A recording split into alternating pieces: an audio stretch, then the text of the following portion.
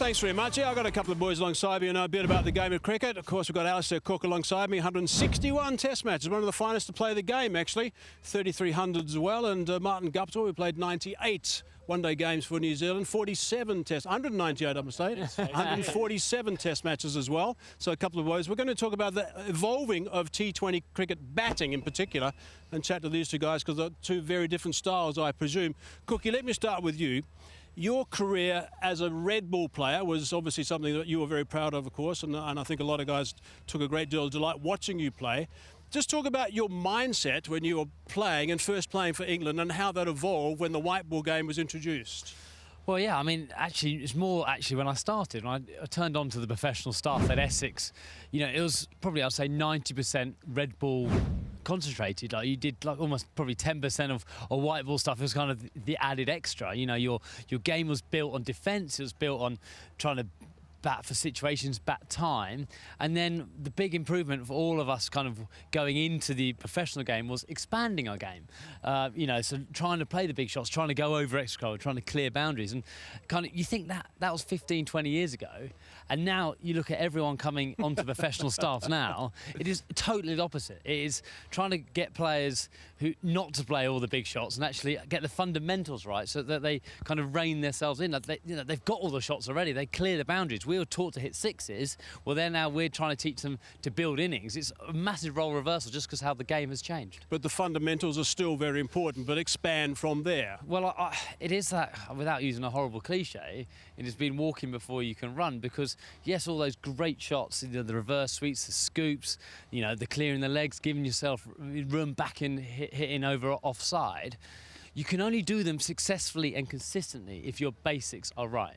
Yes, you might be able to get off, you know, occasionally and, you know, and hit 2 or 3 and get 15 or 6 or 7 balls. But actually, to be a world-class white ball cricketer, you have to be able to do that consistently well. So your fundamentals of where you hit the ball, under your eyes, your head position, and almost your weight when you're hitting shots is absolutely vital. And I think we're seeing now a real fundamental where the best players who go around the world and play all the leagues and are successful, the ones actually who have the best technique, and they just evolve their game naturally rather than, you know, change their technique massively from all formats. And Martin, what about yourself? I mean, obviously you played very successfully in a red ball game as well as the white ball game, but 198 one-days and extremely successful and dominating in that game. What about your career as it evolved from the way you started to the way you're still going? Yeah, I guess for me, you know, I started playing professionally 20 years ago now as well. So, you know, when I was growing up, it was still all about that, you know, red ball game, getting those fundamentals, but very quickly the T20 game started to take over. So I had to adapt and evolve very quickly. As a young kid, I was still quite slight. I didn't have a lot of power behind me. I had long levers, yes, I could still hit the ball reasonably hard, but you know, once I got a bit stronger in the gym and things like that, that's when the power game really took over for me. And nowadays, if I'm going into a tournament, it's all about power hitting. It's all about, you know, how can I hit the ball hard from ball one. So I'll go into training. You know, there's lots of different ways to do it. One big one for me was hitting off the bowling machine. I would set the ball up on hard length, short or full, and I just hit balls. And so that I know that when the ball was in there in a game, it would just happen for me instinctively. So I found that really unnatural. Trying to expand my game, adding the power into it.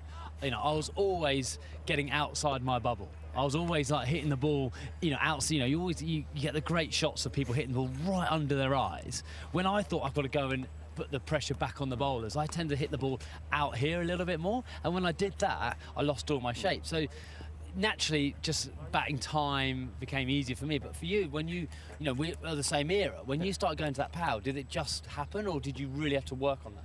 It took a lot of hitting balls, lots and lots. I can't tell you how many hours I spent on the bowling machine, how many balls I hit. But once I did it for a long period of time, it became instinctive for me. And you know, still to this day, I still try and hit as many balls as possible when I'm going into a tournament, so that I know when I go over there, I'm ready. You know, you've got to still adapt to what's in front of you, different conditions, because obviously everywhere you go to play is completely different to batting indoors at home when you're training in the winter sort of thing. So, you know, I'm lucky that I've got those fundamentals behind me, that I'm able to do that and do it quite quickly.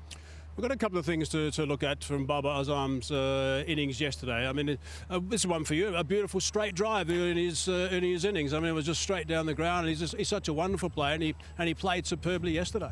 Yeah, it took a couple of, I'd say probably 15 balls or so to get into his innings, and I think he was trying to overhit the ball, they're chasing a big score. So, as a little bit similar to me in one sense, he knew he had to score quickly. So naturally, you want to go at the ball, and he was hitting it, outside of the main hitting zone, where he was when he kind of got into his innings, that one straight drive, which was a classical straight drive. Didn't try to overhit it. Here on this brilliant pitch and outfield, you didn't have to do it. So, I don't know if we're watching it now, but he just let the ball come. It was a shot which could be played in any format, and then he got going. And Babar's a great example. His technique survives all three formats. He just changes his tempo. If you're being hypercritical of him, it's probably the power game, and that real explosiveness to be the elite T20 player. It doesn't say he's not outstanding, but I love the fact he just changed his tempo. And then when he got going last night, he was striking at 190, a superb innings. Well, he played that soon after this. He then started to get going a bit and played that expansive shot that we're going to highlight right now off the front foot through the offside.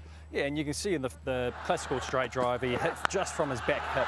But when he really looked to hit it, his hands went back, he got a higher back lift, and he was able to get a full swing through the ball, and that creates the power. And the position he was in, whereas he snapped those hips through from the front foot on contact, it was absolutely perfect for a power position.